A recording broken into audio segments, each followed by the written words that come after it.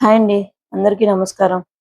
రోజు ఇంట్లోనే కూర్చొని తింటున్నాం గదా అని, ఈరోజు మా బాబు నేను సరదాగా బయటకొచ్చామండి.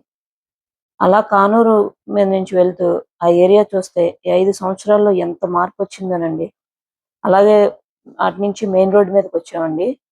ఇటు లెఫ్ట్ సైడు మా బాబు బీటెక్ కాలేజ్ కనపడతదండి. అలా కానూరు మీద నుండి నాయుడు గారి కుండ బిర్యానీ దగ్గరకొచ్చామండి. లోపలికెళ్ళి మెనూ కార్డ్ తీసుకొని రొయ్యల బిర్యానీ ఆర్డర్ పెడదామంటే రొయ్యల బిర్యానీ లేదన్నారు. సరే అని తిరిగి వచ్చేసామండి.